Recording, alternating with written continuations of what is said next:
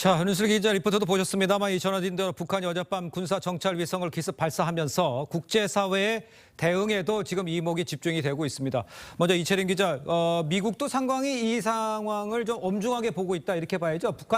미국 반응을 좀 설명해 주세요. 네, 조금 전에 리포트에서 보셨듯이 네. 미국의 반응을 좀 종합해 보면요, 북한을 교탄하면서 우리 한미일의 공조는 더 강화될 것이다 이런 내용인데요. 네네. 백악관 NSC 성명 내용을 보면 일단 그 북한의 위성 발사에 대해서 탄도미사일 기술을 활용해서 우주 발사체를 발사한 것을 강력히 규탄한다면서 예. 이게 다수의 유엔 안보리 결의의 노골적 위반이다 이렇게 표현을 했습니다. 그리고 이제 북한이 긴장을 고조시키면서 영내와 그 너머의 안보 상황을 불안정하게 하고 있다고 예. 했는데요. 여기까지 이제 우리 당국과 입장이 비슷한데 네네. 이걸 넘어서서 북한에다가 대화 테이블에 나오라고 촉구를 했습니다. 그렇군요. 네, 이 표현이 외교의 문은 닫히지 않았다면서 도발의 행동을 즉각 중단하고 대화를 선택하라 이렇게 촉구를 했고요. 네네. 마지막으로는 또 한미일 공조를 당부를 했는데요. 동맹하고 파트너와 함께 긴밀히 공조해서 상황을 평가하고 있다면서 예. 이 미국이 한국과 일본을 방어하기 위해서 모든 조치를 할 거다 이렇게 표현을 했습니다. 예. 조금 전에 이제 한미일 북핵 수석대표가 유선으로 협의를 했다, 통화를 했다고 또 이것도 밝혔는데요. 그렇군요.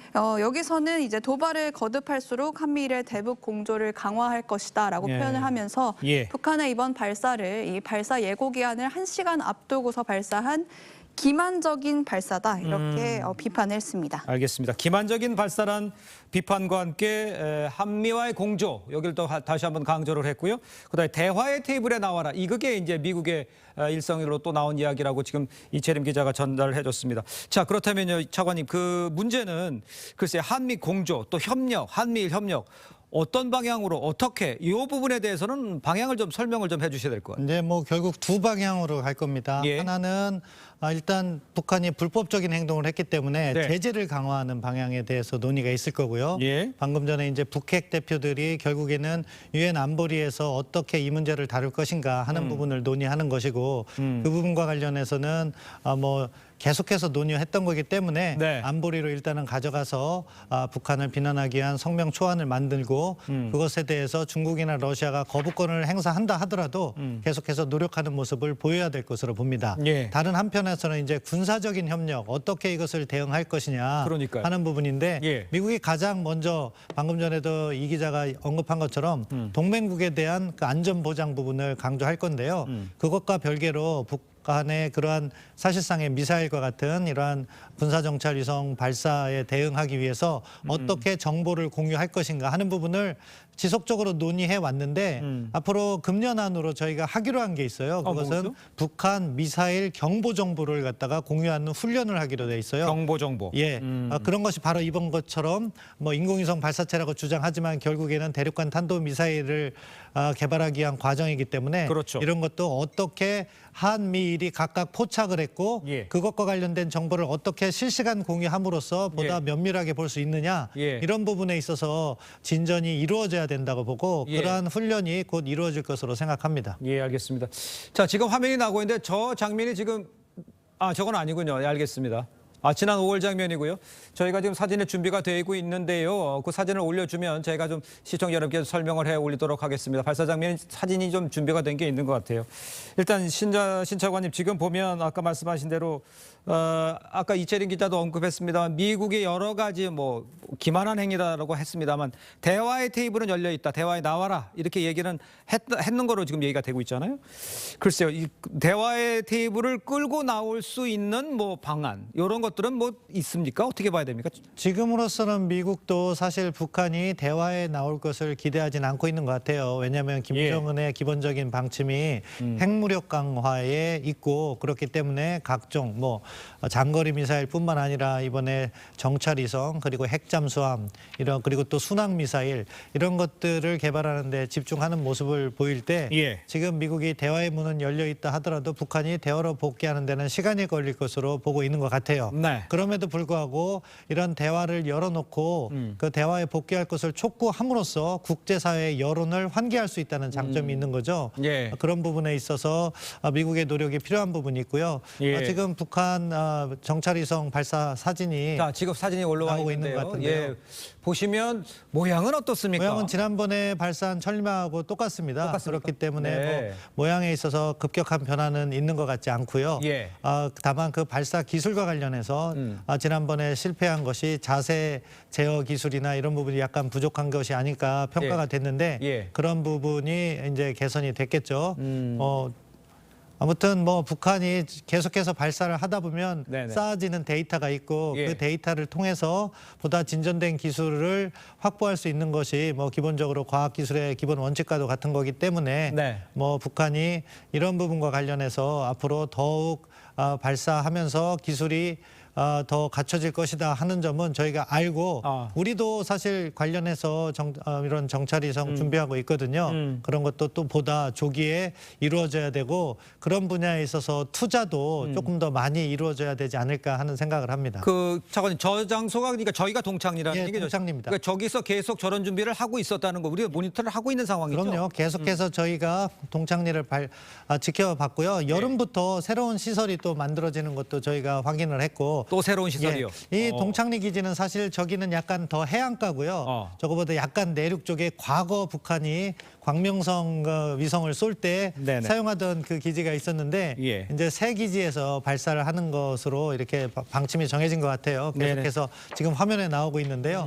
기존 로켓 발사장에서 한 2.7km 정도 해안가로 와서 그렇군요. 예, 거기에서 새로 발사하는데 아무튼 저런 것조차도 새롭게 기지를 건설하면서 예. 북한이 테스트하고 싶은 것을 다 테스트하는 것이기 때문에 예. 모든 것이 다 북한의 그러한 정찰위성 관련된 기술이 진일보되고 있다. 예. 제가 그렇게 평가를 해야겠죠. 알겠습니다.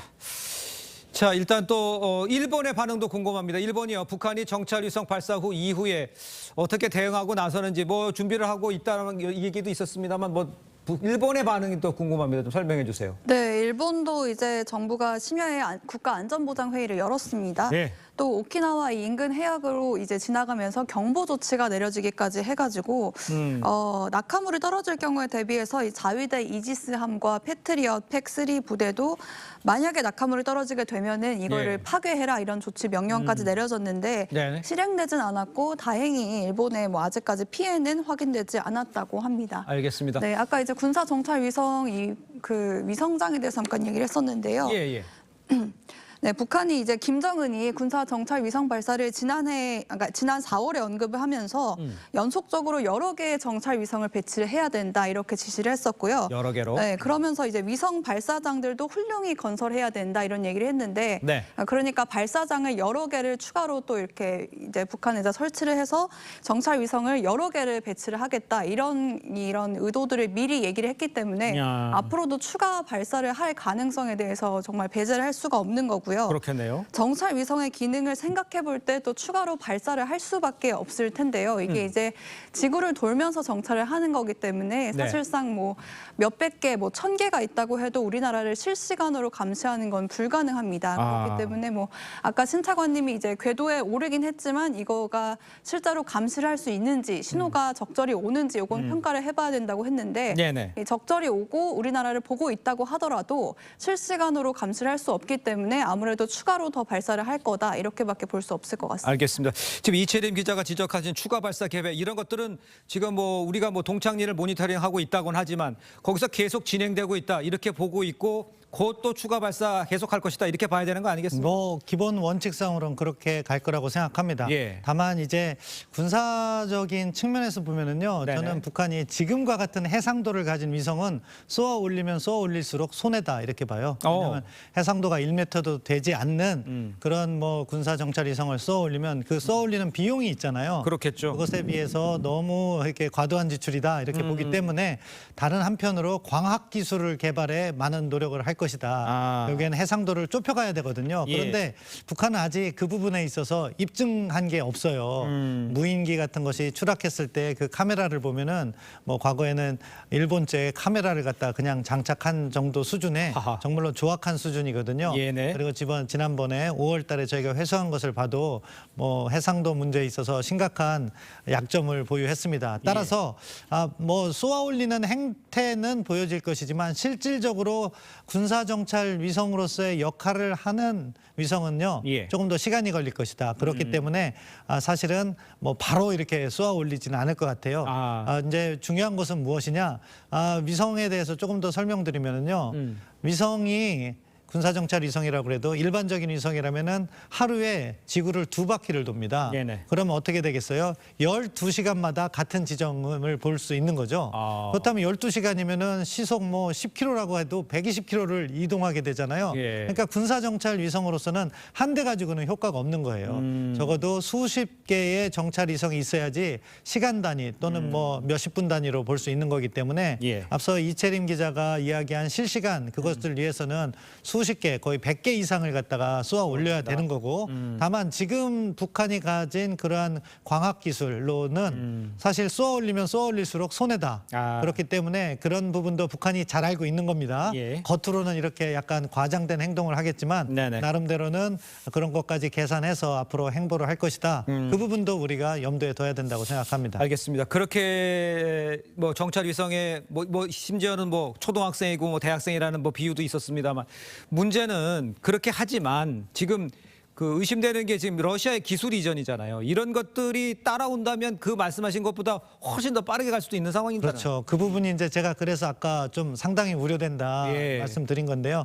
물론 러시아가 첨단 기술을 북한에게 공짜로 주진 않습니다. 이 국제 사회는요. 과거 냉전기에도 그렇지 않았는데 지금과 같은 상황에서 러시아가 첨단 기술을 이전하진 않고 러시아 나름대로 자신들이 받는 가치와 북한에게 제공할 가치를 계속해서 비교할 겁니다. 그런데 지금 북한이 러시아에 제공하는 것으로 추정되는 그러한 재래식 탄이라든가 이런 것은요. 상대적으로 가격이 저렴해요. 그래서 뭐 지금 다 넘어간다 하더라도 뭐 6천억 이야기도 나오고 뭐 그 규모가 그 정도 범위인데 러시아가 제공할 수 있는 첨단 기술은 가격이 비쌉니다. 그렇기 때문에 러시아가 그런 첨단 광학 기술까지 북한에게 바로 이전할 것이냐?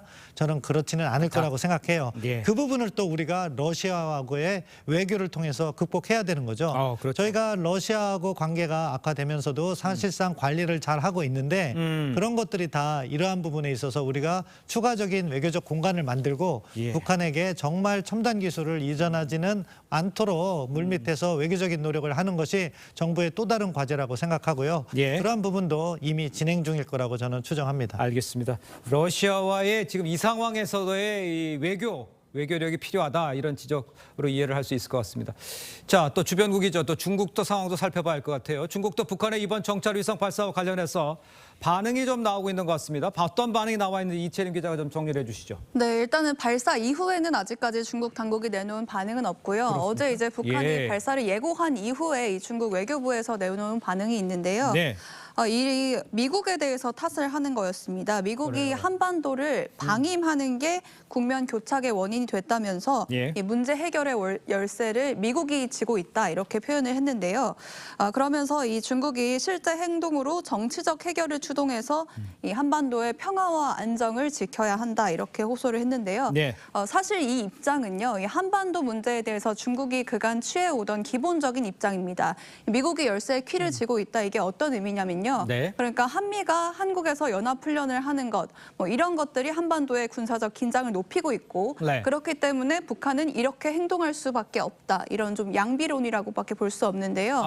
아까 말씀하셨듯이 유엔 안보리에서도 앞으로 좀 이런 입장을 통해서 만약에 규탄 성명을 한미가 추진하려고 했을 때 반대를 할 것으로 보입니다. 그렇군요. 좀 전에 속보도 나왔습니다만 우리 정부도 정찰 위성이 사실상 성공한 것으로 보인다. 이렇게 우리 군도 사실상 성공한 것으로 보인다. 이렇게 평가를 하고 있는 것으로 지금 속보로 자막이 나왔다는 말씀을 제가 다시 한번 전해드리고요. 자, 그런데 이제 사실상 중국 북한이 1, 2차 발사했을 때 북한 편을 뭐 방금 얘기해 줘서 북한 편을 들었습니다. 중국에서는 어떤 역할을 우리가 주문을 할 수 있는지 또 주문을 해야 되는지 이 부분에서는 어떻게 생각하십니까? 기본적으로 중국의 입장이라는 것이 있고 우리가 그렇겠죠. 중국에 대해서 요구할 것이 있다고 보는데 그렇지. 앞서 중국의 입장은 우리 이채린 기자가 잘 설명을 했어요. 예. 중국은 기본적으로 미국의 한반도의 주둔이 자신들을 위협하고 있다고 생각합니다. 그러다 보니까 뭐 북한의 논리, 결국 미군이 철수해야지 한반도에 평화가 찾아온다는 그런 거짓 논리를 묵인하고 있는 거예요. 때로는 지지를 하고 있고 그렇기 때문에 예. 이번에도 마찬가지로 뭐 북한을 편드는 식의 발언을 할 것으로 보는데요. 그 점을 우리 정부도 이미 잘 알고 있기 때문에 예. 중국에 대해서 당장 큰 기대를 하는 것은 어려울 것 같습니다. 다만 중국 스스로도 이러한 북한의 핵 개발 또 인공위성 발사가 자국의 이익과 충돌하는 지점이 있어요. 그것은 네네. 무엇이냐? 중국이 유엔 안보리 상임이사국인과 동시에 예. NPT 체제, 그러니까 국제 핵 비확산 체제에 있어서 합법적인 핵 보유국으로서 인정받고 있는 나라예요. 예. 그런 나라가 이렇게 핵 확산을 방치한다면 결국에는 국제사회에 핵이 확산되고 네네. 그러면 중국의 이익에도 부합하지 않는다. 동시에 유엔 안보리가 결의한 내용이 있는데 그 결의한 내용 중에는요. 북한이 추가적인 핵실험이나 예. 장거리 미사일 발사를 하면 자동적으로 추가 제재를 하도록 네네. 논의하도록 규정을 해놨어요. 트리거 조항이라고 하는데 근데 중국 스스로 이걸 안 지키니까 네네. 그것은 중국이 안보리 상임이사국으로서의 체면을 구기는 그러한 행동인 거죠. 네네. 저희는 그러한 부분을 계속적으로 환기함으로써 중국이 제대로 된 안보리 상임이사국과 NPT 체제 하에서 합법적인 핵보유국으로서의 역할을 이행하라. 그럼 거기에 대해서는 중국은 아무 말도 못합니다. 그렇기 때문에 그런 부분으로서 중국을 때로는 압박을 하고 네네. 그러면서 대화의 장은 사실은 어디서부터 풀리냐면요. 남북 관계에서부터 오는 것이 아니라 미중 관계로부터 시작될 겁니다. 예. 그런 부분에 있어서 미중 간의 대화가 다시 재개된다면 미국이 먼저 제안을 해야 되는데 북한의 이러한 핵 개발은 중국의 국익에도 부합되지 않기 때문에 최소한 그런 것을 하지 못하도록 일종의 모라토리움을 할 수 있도록 만들어라. 그래야지 미중 관계에 있어서도 중국이 원하는 진전이 이루어질 수 있다. 이렇게 저희가 미국을 설득하고 중국을 압박하면서 새로운 대화의 계기를 만들어 나가는 것이 현실적인 대안이 아닐까 생각합니다. 알겠습니다. 대화의 모멘텀을 만드는 것이 남북 간의 시작이 아니라 미중 간의 시작을 하는 것이 맞고 또 그렇게 해결해야 진행이 제대로 된다. 이렇게 좀 지적을 해주신 것 같아요. 자, 그럼 이 부분을 제가 질문 드려야 될 것 같아요. 글쎄, 아까 뭐 이채림 기자 얘기도 이제 계속해서 정찰위성을 발사할 수 있다. 이렇게 좀 지적을 해주고 가능성도 있는 것 같아요. 그리고 차관님께서는 실질적으로 돈이 문제가 되기 때문에 그렇게 금방 되지는 않을 것이다. 하지만 러시아의 기술 이전 문제도 있고요. 그렇다면 지금 이 상황에서 북한이 나설 수 있는 도발은 뭐라고 생각하고 대비를 해야 되는지 이런 것 좀 필요한 것 같아요. 예, 그러니까 북한의 도발은 단발성이 아니다. 그들의 전략 도발이기 때문에 다 계산된 프로그램에 따라서 한다. 우리가 이제 9.19 군사 분야 부속 합의서에 감시 정찰 부분과 관련해서 효력 정지를 하면은 네네. 북한은 마치 그것이 한반도에 긴장을 몰고 오는 것처럼 선전선동에 나설 거예요. 그렇기 때문에 재래식 도발도 할 가능성이 있다. 그것은 성공 여부와 또 무관하게 한반도에 긴장을 조성시키는 그러니까 뭐 해안포를 다시 개방한다거나 뭐 서해 지역에서 해안포 훈련을 재개한다거나 우리 지금 뭐 한국 영토를 대상으로 한 과거 뭐 연평도 포격 도발과 같은 도발은 하기가 쉽지 않을 겁니다. 그것은 우리가 제대로 된 대응을 하면 북한이 패퇴하기 때문에 실패한 도발로 규정될 거기 때문에 그렇기 때문에 북한은 지금 단계에서는 한반도에 긴장을 조성하되 자신들이 실패하지 않은 도발을 시도할 가능성이 있고 역으로 우리는 그것을 철저하게 대비하고 미리미리 이야기함으로써 국민들께 북한의 저러한 도발은 예견된 거고 우리가 잘 대응하고 있기 때문에 걱정할 필요가 없다. 이런 신뢰감을 심어주는 것이 중요하다. 다시 결론을부터 말씀드리면은 무엇이냐? 북한은 긴장 조성을 할 것이다. 그 계속해서. 긴장 조성에 대비해야 된다. 이 말씀을 드리고 알겠습니다. 싶습니다. 그렇다면 그 미국의 핵 추진 장관 칼빈 스노 지금 부산에 와 있잖아요. 이런 것들은 북한의 도발이라든가 핵 확장 억제 이런 데에 도움이 됩니까? 그렇죠. 왜냐하면 북한이 만약에 전략 도발을 하면은 언제든지 미국에서 이렇게 북한에 대한 응징 보복이 있을 것이다 하는 예. 신뢰를 갖다가 가져다 주는 거기 때문에 그러한 전략 자산의 전개는 미국이 제공하는 확장 억제의 일부고 그러한 협력을 적시적으로 해가고 있다는 것이 상당히 바람직하다고 생각합니다. 알겠습니다.